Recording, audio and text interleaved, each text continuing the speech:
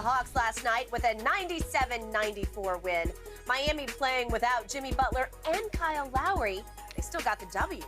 Trae Young scoring 11 points on 2 of 12 shooting. Ouch. This season comes to an end. Shannon, I'm scared to ask this. Do you now agree with Skip that Trae is overrated? No, he's not overrated. He didn't have a good series. There's no question about that. You get a game like from DeAndre Hunter like you got last night. Trae played better. They win these games. I think a game 2, Bogdanovich goes for 29. If Trae plays better in that game, they possibly win that game. Look, the Miami Heat turned their focus to Trae Young and says, we're not going to allow you to do what you did to Philly last year, which is lead this team to an upset over the #1 seed. That's not going to happen. And for the most part, Skip, they did a great job. They can do something that very few teams can. They can throw a lot of people at him and fatigue him out. You mentioned he's not a big man.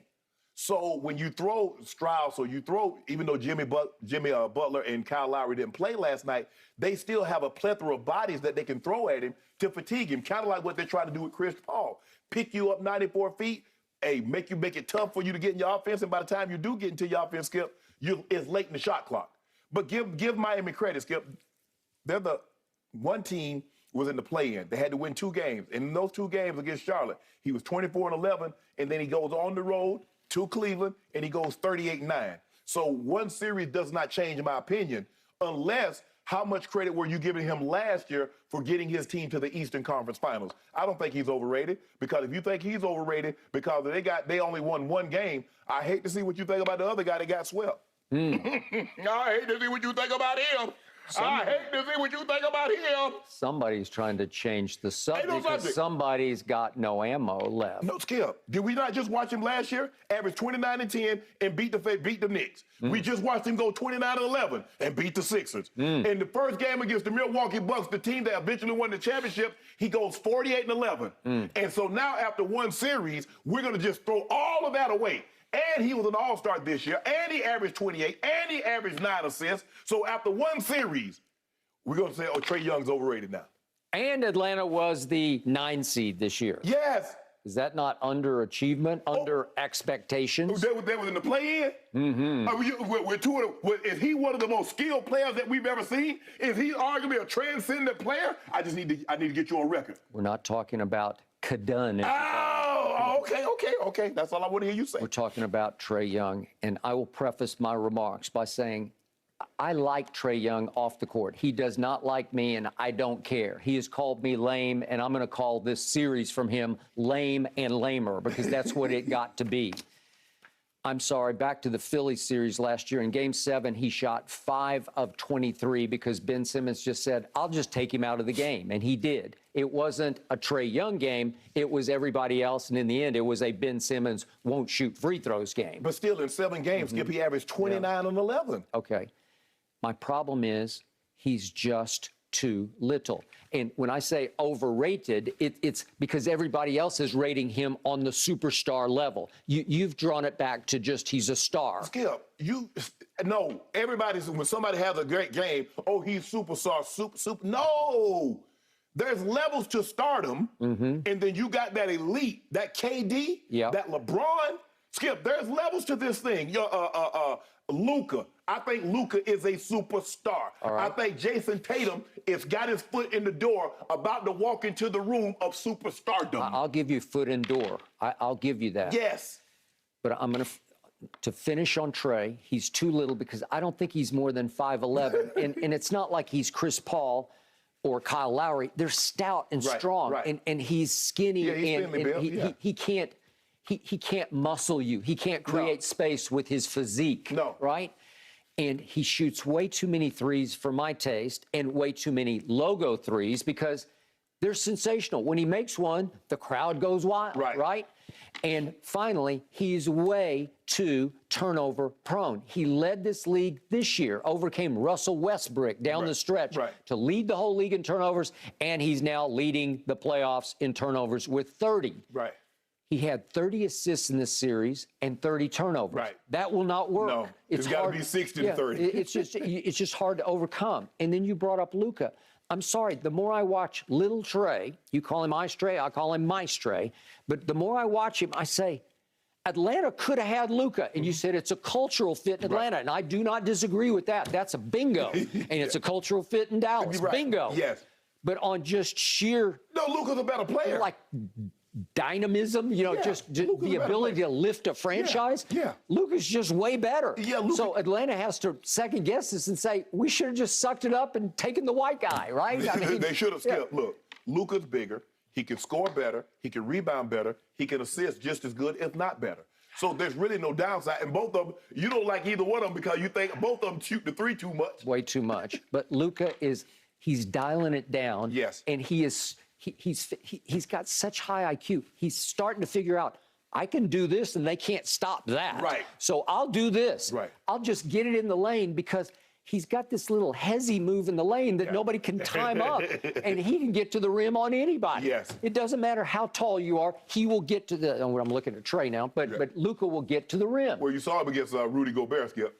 He's like going at Rudy Gobert. He tried to dunk on Whiteside. Yeah. He's like, yeah, hey, I belong here. And obviously, if he can get in your lane anytime he so desires, then he'll pick your defense to shreds. Because if you give him those three-point snipers, like, and they got a bunch of them, because Brunson usually just goes along for the ride, and then when Luka was out, he had to just take over and drive the train. But if they have three-point snipers, they will just shoot you right out of the gym because they're going to get open looks like crazy. So back to Trey. For this series, he shoots 32% from the floor. It's just horrendous. He's 22 of 69. That's 37 missed shots in just 5 games. But here's the killer. From 3, he's 7 for 38.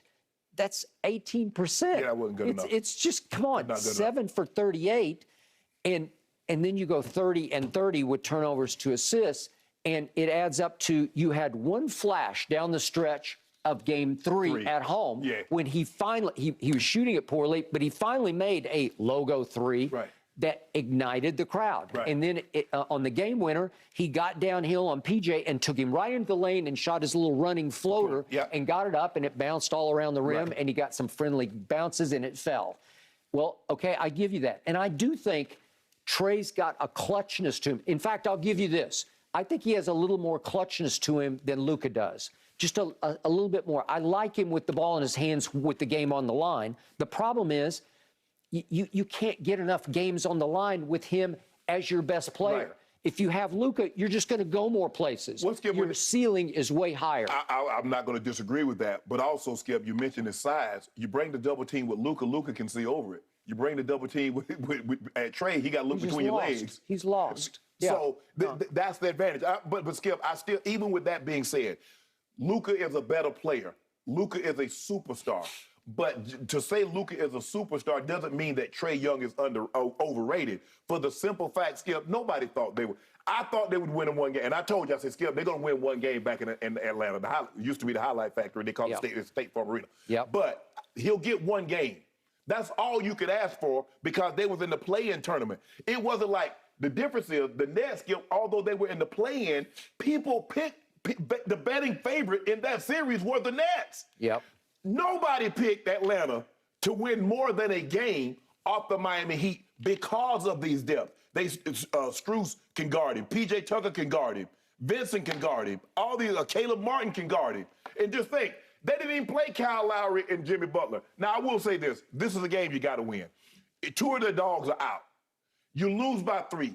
If Trey has a halfway decent game, let's just say for the sake of argument, Skip, instead of 2 of 12, he's 5 of 12.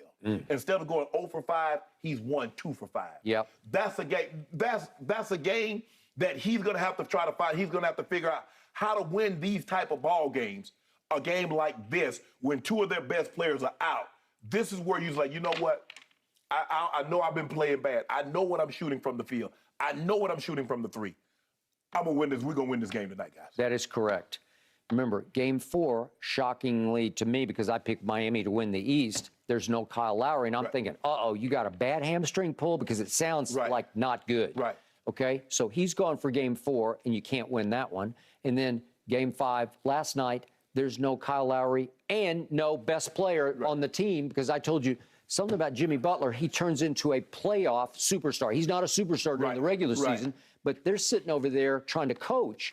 And I'm saying, in the starting lineup, you got Victor Oladipo, and I'm a big fan. In fact, I picked Miami. I told you this right here sitting in these chairs, that I like Victor coming off the bench in case you need him, and they needed him. So he's in the starting lineup, and Gabe Vincent is in the starting lineup for Jimmy Butler last night. To your point, that's where little Trey has to say, I'm sorry, we're just going to win this game. Yeah. And they had their chances because DeAndre Hunter is turning into the best player on their team, and he had 35 and he had 18 in the fourth quarter. Yeah, but you only got 2 points from Clint Capella. You got 7 points from John Collins. Yep. John Collins just got $25 million a year. He needs to give you more than that. Capella's making $20 million a year. Yep. Skip, that man gave you 2 points and 8 rebounds in 20 minutes. Capella. Yeah. He's got some knee issue, you know, like it's sprained or something, but whatever. Yeah. Yeah, I got it. That's not good enough, Skip. Okay, I'm going to drive this home with 2 quick reels of lowlights here. If we could see Trey's 10 misses last night, they're just horrendous misses to me. They're team-killing psychological misses if we could see the 10 he missed just last night. And 5 of these are going to be threes. It's just an on-the-run 3, and he back irons it. And he launches. Boy, he has to launch with all his might, and it's hard to get hot because you got to put your legs into it so much that it's just hard to get the ball up to the basket. Usually he makes that shot, and he didn't make that one. Then that's a pretty clean look, and he left it absolutely. short. And he got a little push off there, which is good. He created a little space.